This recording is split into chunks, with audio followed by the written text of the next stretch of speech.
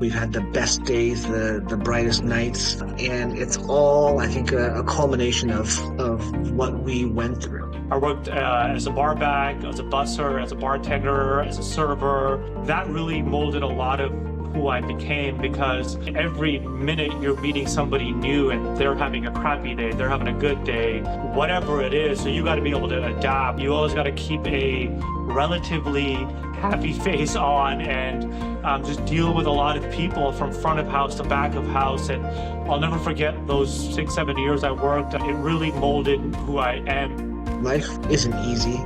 Family life is tough. Things are difficult, but that foundation was set for us with our families. There's always somebody that works harder than you. There's always somebody that is smarter than you.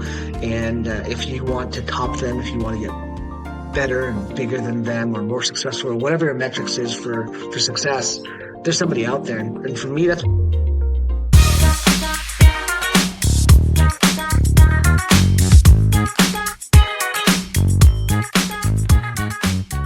Welcome back to another episode of Real Estate Seattle Today. I'm joined with my partner in crime, Henry Shim, as always. And I think today we're going to mix it up a little bit and we're going to talk about ourselves and let you guys know some inside things about Henry and I. And we'll just get right into it. Henry and I met in college at the University of Washington. I was an incoming freshman and Henry was older than me. He welcomed me to school, and I really just was attracted to him. He was nice. He was very outgoing, and these are things that really... Okay, guys, not attracted like that. I mean, he was very welcoming and friendly, and I have a wife. I'm married, okay? Leave me alone. But, God, this is going to be even worse than what I said last time about I'm so thankful for Henry. Anyways, leave that all in there. We met in college at UW 20 years ago, and, I didn't really know what I wanted to do in my life 20 years ago. But about 7 years ago, I sat down with Henry, and everything that I knew of him 20 years ago, he was still doing. He was still putting people first. He was still making people laugh. He was still outgoing. And all of these things he was doing in real estate. And that's what actually brought me into real estate was, a person like Henry Shim can be successful in real estate. And that's what I wanted to do. So that was my iteration of how we met. I don't know what Henry's going to say. Henry, how did we meet? Were you attracted to me? Yeah, I mean, I think that's the PG version of it. 20 years ago, I was a senior and Akash was a freshman, rushing the fraternity. We were both at Sigma Phi Epsilon at UW, the University of Washington. Go Dogs. Great win over USC on Saturday. And so, yeah, I mean, Akash and I got along from the jump just because I think we share a lot of the same personality traits. Akash is, as you can tell with his voice, very boisterous, very fun, and a happy guy. And that's what I try to do in my life too. The glass is always half full, and oftentimes overflowing. And so I think our happy-go-lucky attitude about life is what attracted us as friends to begin with. And as like Akash mentioned, about 7 years ago, Akash was at T-Mobile corporate and he was trying to figure out what he wanted to do next. And so he asked, like, what's up with this real estate thing? I see you crushing it on social media. You're selling tons of homes. You've been in the business for, since you graduated 20 years. What's your secret? Why do you love it? Do you love it? Or is it just a paycheck? And, we sat down and had coffee in Lower Queen. I actually remember this vividly. And there's just a long conversation about, for our personalities, for who we are, who I am, and who Akash is, real estate, I mean, there's not a better business to be in. We love people. We love working with our friends and family and all their referrals. And we actually genuinely care. And so I think that was kind of music to Akash's ear because corporate life it works for a lot of people, but being behind a desk all the time, it's not for everybody. And so being in real estate, every day I get to meet 2, 3, 4, 5 different people, friends, strangers. You run into brokers that and you're just out in the field all the time. And so it lets you be free. And so Akash ended up getting into real estate. He got his license and he asked if, the there's space on the team. And I said, absolutely not. There's no space for you. And it was something where, I had someone else I was working with, another team member, and, I was kind of hitting the flow of being a made man in real estate, being in the business longevity wise, the volume. I think at that point I was in the top 5% in sales and year in, year out. And there was a situation where I couldn't bring someone on that was green. And so I told Akash, go work for a big company, get your feet wet, learn the ropes, learn how to read a contract, write a contract, show homes. And he ended up doing that. He ended up moving offices and joining a different team. And then a couple years ago, he came back to me and said, I'm ready. I know you're having your second kid. If you need help, I'm your guy. And so we sat down, had multiple discussions of expectations, where we wanted to go together moving forward and, the path that we would have to create to get there. And so it worked out beautifully. I mean, it was a scenario where, from the get go, when Akash and I started working together, I felt 100% trust in him and his ability to, think for others before himself, to look out for the client. And that's what I live by. It's in my business, in our industry, I always put the client first. Doesn't matter if I know you, if you're a referral, if you're my best friend, client always comes first. And Akash had that mindset from the get go. And that really helped him jump into what I was doing. I think that first year, I think it was in late 2022. He helped, you know, buyers in Ballard and Bellevue, all across the Puget Sound. And he was just, every person just, screamed about how great of a guy he was and how he was always looking out for our best interests, made himself available. And so that dynamic, again, just put a lot of faith in, gave me a lot of faith in him as a person and as a professional. And so, it was a kind of a match made in heaven. We both share the same ideology, and, we always want to do what's best. And again, I couldn't ask for a better partner in the business. And again, as our families grow together, as we become closer friends and not just business partners, it's a fun experience to have someone that you actually really like and love and want the best for, and they want the best for you. Part of that second sit down I remember was me telling you that I'm moving to Seattle. And so both of us, this is the second thing about the Henry Shim group. We both live in Seattle. I live on Halder Lake.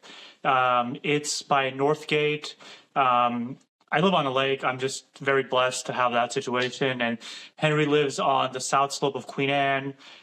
This was very paramount to our business model working, because previous to this, I was in Tacoma, and there's no way I could be available like I need to be as, helpful to Henry if I was 45 minutes away. So part of that sit down second time was, hey, I'm moving up to Seattle. I know you run Seattle. I want to help you.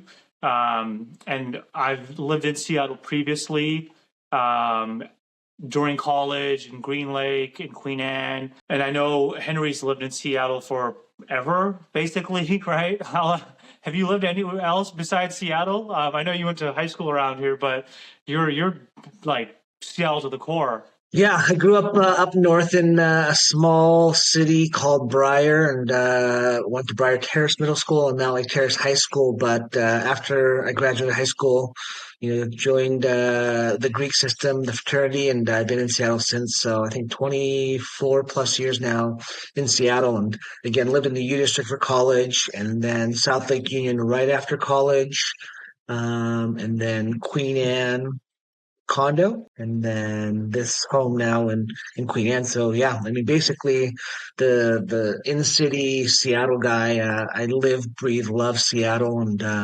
again, I'd say because I'm from the North End, I still help a lot of friends and family members and clients in the North End, but mostly in city fill. Probably about 60%, 65% of our business is taking place in Seattle, and then a mix between the East Side and the North End for me. And for Akash, it's more Seattle, East Side, and then the South End. So it's nice that 253. we're able to cover. What's 253. that? 253, yes, 425, 206, all of that. Oh, yeah. So it's nice that we have our backgrounds in the areas that we grew up in. And again, living in Seattle, we have a pulse on the market and everything that's going on over here, too. So it's nice to say that, I'm a local forever. I've lived here in Washington for 42 years, and I will never leave. People talk about, migrating. Even my wife, she went down to California for a little while, but she came back up, and Seattle is home. I'll never leave the state, and my family, my friends,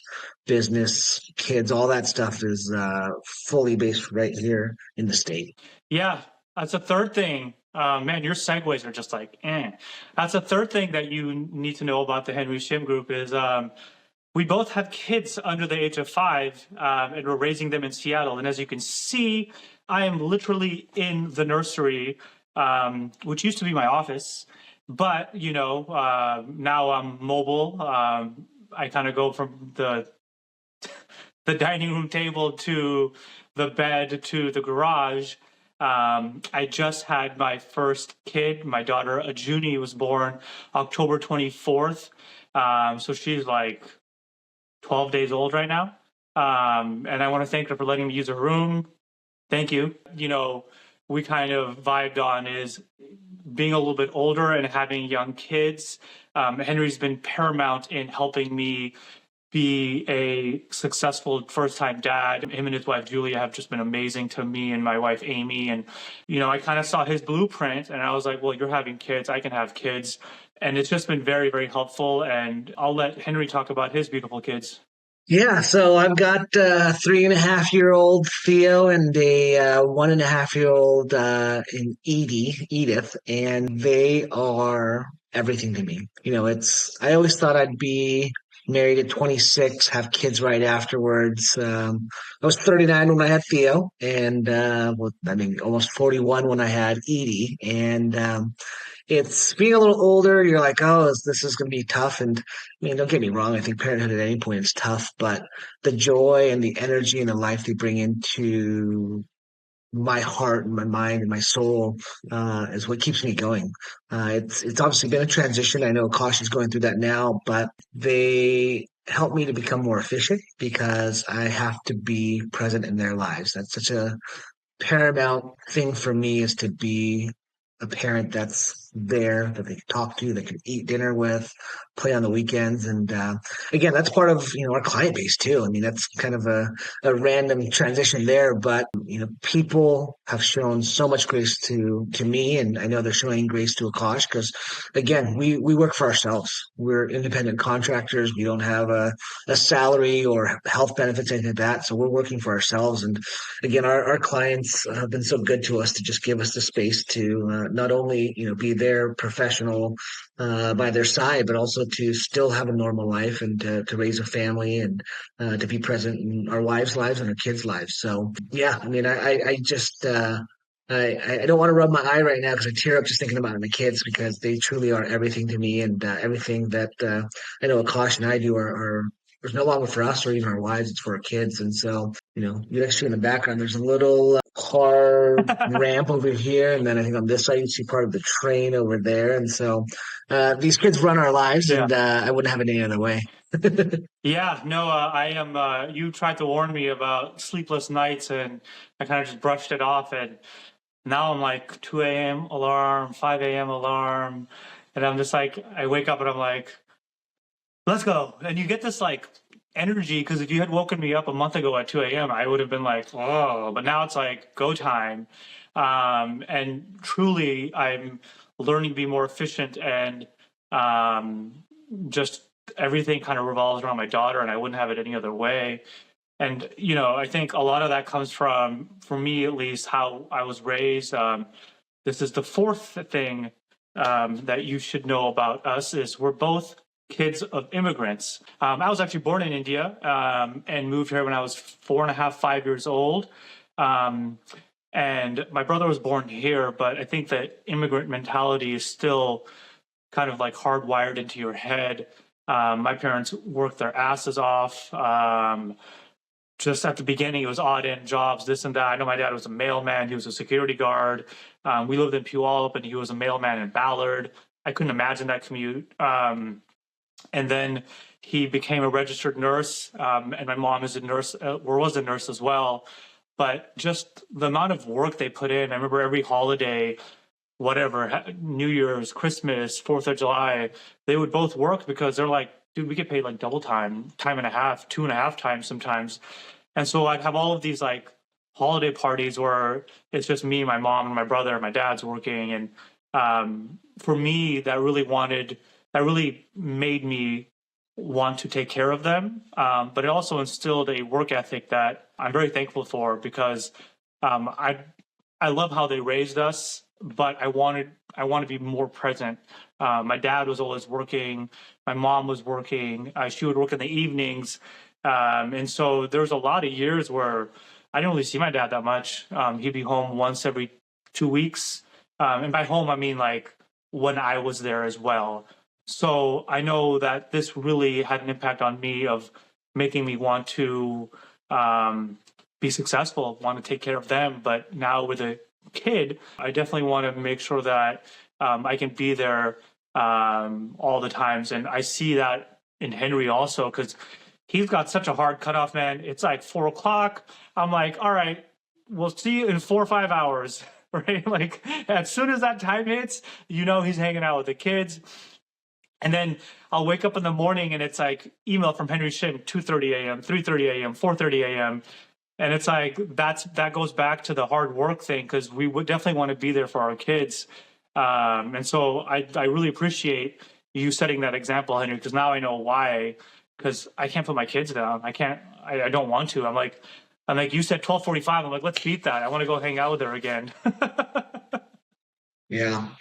No, I think again, one of those things between you and I that we share is again being kids of immigrants. And I was born in Korea. I don't actually even know the exact time I moved over here, but my parents always say 6 months. I'm like, I tell everyone 6 months. So I was born in Korea, but I moved over here. So I've lived here 41 and a half years of my life. Gosh, I was born in May. It's almost, yeah, 42 years. So 6 months in Korea and 42 years in good old Seattle, Washington. But yeah, I mean, I think it's those scenarios where, my parents, if you know me and if you know a lot of Korean people, it's either grocery store, teriyaki, or dry cleaner. My wife's family, Korean, dry cleaner.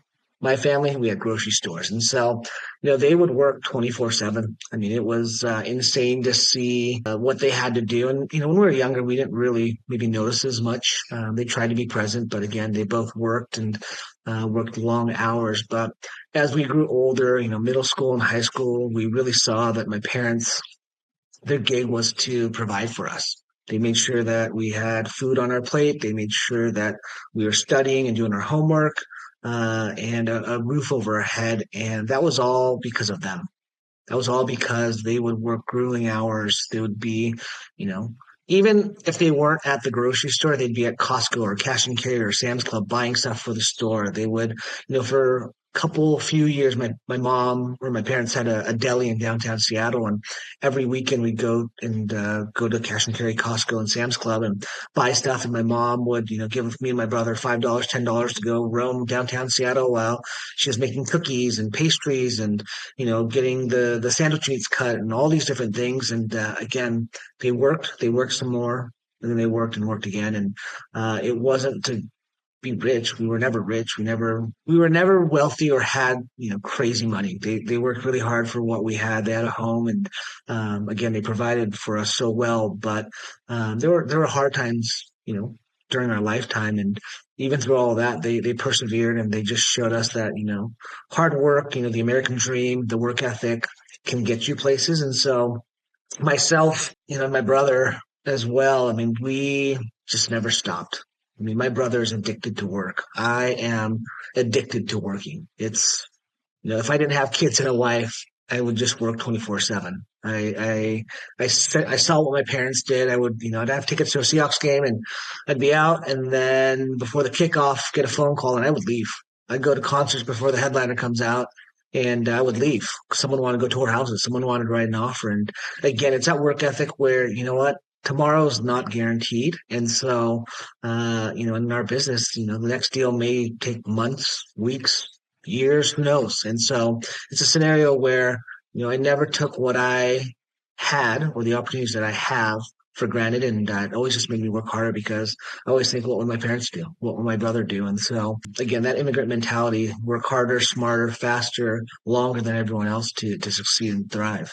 So it's amazing. You look back, and I'm 42, and I look back and just think about my parents and all they sacrificed for me and my brother, and it puts a smile on my face. It breaks my heart a little bit because they didn't have the life in the early years that they should have had. They both, went to universities in Korea, and they could have stayed there, but they knew America was the land of opportunity, and they wanted to bring us over here. And it was just one of those things that you always remember where you came from, and good or bad, you always want more because you want your kids to have more than what you had. Yeah, I was thinking our fifth topic is we have an unhealthy love for the Mariners. And when you were talking about your parents and my parents, I remember like that was the ticket that they could afford was for me was to take us to the Mariners, like bleacher section, $12. And I think it really got me loving baseball because it was the only sport my parents took me to back in like the mid 90s and late 90s. There was a couple of years where we lived in Oakland, and my dad would take me to the Oakland A's games at the Coliseum. And I vividly remember watching the A's play, and it's probably the only sporting event I think my dad and I have been to together is a baseball game. And because of that, I just grew up as maybe the only baseball junkie that I know in my community. I don't know many Indian people that like baseball. Are you out there? That's not true. My brother-in-law loves baseball, so that's amazing. But yeah, man, me and Henry will be talking real estate, and then all of a sudden it's like this trade happened, or can you believe this? And it's like I know he's paying attention to in the back of his head, and anytime something major happens to the Mariners, it's like I know we love the Seahawks and the Huskies and all of that, but something about the Mariners for me is like if they make the World Series, I don't know what I would do. I'd lose my mind. Make the playoffs. Let me step back a little bit. Baby steps, baby steps. Yeah. ah, but yeah, man, it's another thing I remember like from afar, Henry. Just you always were posting about it'd be like deal closed, pending. Mariners suck, pending, closed, pending. Mariners. And I'm like, this guy likes the Mariners as much as I do, and I'm hoping my kid likes the Mariners. She started watching. We were watching the World Series, and I caught her eye when the Yankees were batting, and I was like, change the channel, Don't get it. You're not becoming a Yankees fan. But yeah, I think that's how my Mariners fandom started. Was my dad took me to a baseball game, and it just never stopped from there. Yeah, I think you again, kind of random, and to say it again, but I think we share a lot of the same, memories growing up. My dad actually, I guess, we've always had grocery stores, but my dad actually sold cars for about 30 years, and he was a great salesman too. Where I get my chatterbox from is my dad, and the eccentric, glasses and style. It's my dad has so much swag, so much drip. I mean, he is such a fashion icon to me. And but yeah, I remember he would win, sold the most cars in a month, and we get tickets to Mariners games. And when we started, it was at the Kingdom, and so I remember so many fun experiences there. And I actually was in the Korean newspaper because it was at the Korean night, and my parents saved that clip for a really long time. I don't know if it's floating around anymore, but it was We'll definitely one of find those it. things where why I love the Mariners is because of family. My brother and we grew up on it, and I think I'm more of a rabid fan than my brother, but just the memories I got to have with my mom and dad and my brother to go to those games and just experience, this life that, was very foreign to us. And so every game I go to, I think about them, and it's a reminder of like, okay, I've taken Theo to games before now, and we've watched the home run derby for the All Star game last year, I guess a year and a half ago now, and yeah, he loves baseball. Akash, a while back, I think last birthday, he got him a little T-ball set, and Theo loves swinging the bat, and so we're definitely gonna have him play baseball and then soccer But yeah, it's those fond memories that even with the Mariners and their cheap ownership and their frugal mentality of trading good players, good rookies with bad contracts to get under their budget, I still love them. I always root for them. Always hope that they will pull off that big trade or huge free agent signing. But I'll always be a diehard Mariners fan. It doesn't matter where they are. Even breaking my heart, I'll still love them. Oh my God, we're gonna be, when the Cubs won in 2016 and there was like a 98-year-old grandma like celebrating, crying on her deathbed. I could see I that hope being we're a. not 98 by the time we I'm win just the saying, World man. Series. I'm just saying, my grandkids are gonna be like, this one's for my grandfather when the Mariners win in 2075 or whatever year it is. Yeah. Life experiences that molded us. I think for me, we've talked about it a lot. It's my parents. It's the immigrating to the U.S., going to UW and meeting a variety of people. But a lot for me, I worked in the service industry prior to being a realtor. I worked as a bar back, as a busser, as a bartender, as a server. That really molded a lot of who I became because I mean, every minute you're meeting somebody new and they're having a crappy day, they're having a good day, whatever it is. So you got to be able to adapt. And you always got to keep a relatively happy face on and just deal with a lot of people from front of house to back of house. And I'll never forget those 6, 7 years I worked at Joey's and Pesos. It really molded who I am because every day is different, man. Every single client's different, and you can extrapolate that into real estate because you get a lead or you get a referral, and you don't know what that person's going to be like, and you don't know what they're going through, and everything changes on the daily. So that was really a big experience for me was working in the restaurant field because you just got to be able to adapt and take the punches as they come. For me, at least. Yeah, and I mean, I'm looking at this list of 10 things we're going to talk about, but number six was life experience that molded us to who we are. Seven is siblings. Eight is parents and role models. Nine is what we did before real estate. I mean, Akash just touched on all of those things right now, and I'll try to just throw them all together in one basket as well. I mean, it's a situation where if you can't tell either by these videos that we shoot or our interaction in person, family is everything to us. We have been down on our luck. We've had the best days, the brightest nights, and it's all, I think, a culmination of what we went through. Life isn't easy. Family life is tough.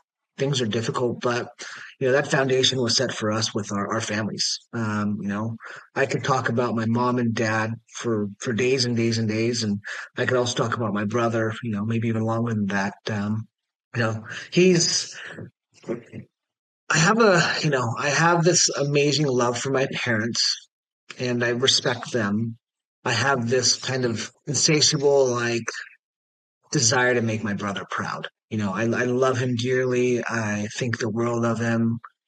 He helped raise me when my parents were both working at the grocery store and they're both, doing late nights. I see what he does in his daily life. I see what he did as I was younger than him, only by 2 years. He's 44, I'm 42, only 2 years. But the guy grew up so much faster because he had to. He had to grow up to be not only my brother, but also, a parent figure. And I see what he does now. I mean, he's a startup guy. He's on the second one right now. He's insanely successful, but he is the most grounded person you'll ever meet. He is the guy that I will tell the worst days of my life, personal or professional, and he'll say, doesn't matter. Get up. You can do better. I'll complain about working 100-hour weeks. And he said, hey, I was in three different cities on three in one day. I was in Seattle, what was it? Seattle, Detroit, and Denver, I think, in one day because he had to go speak at conferences. He had to go meet new talent to hire for his company. There's always somebody that works harder than you. There's always somebody that is smarter than you. And if you want to top them, if you want to get better and bigger than them or more successful or whatever your metrics is for success, there's somebody out there. And for me, that's my brother. And I don't take that as a knock on him. I don't think it's, crazy that he lives this lifestyle. He does it because he loves it. He does it because he wants more. And that guy takes care of me and Julia, Theo and Edie, my mom and dad. He is just so good to us. And it just makes me so proud that he's my brother. It makes me want to be a better brother to him, a better son to my parents, a better husband and dad to my family. And, again, that's just something that I'll never shake. He's wildly successful now. And he's like, yeah, Henry, but you held it down for mom and dad. You helped them before I could. And now he's helping them so much and letting them travel the world and retire. And, there's just so many things I could say about him. And I won't say too much because I'll probably end up tearing up and crying because I'm a softie, if you know me as well. I cry over very sentimental things, especially more so as a father now, too. But, that life experiences, the siblings, the parents, and role models, it really is just a testament to my family. I mean, I wouldn't be where I am without my parents, without my brother. Again, they're my role models. They're my rock. They're the people that I will talk to when I'm down. They're the first people I reach out to when I'm happy. They will always be such a paramount part of my life, and I am the way that I am because of them. And I don't even know if my parents or brother watch this, but I love you guys. Thanks, guys. We'll see you on the next one.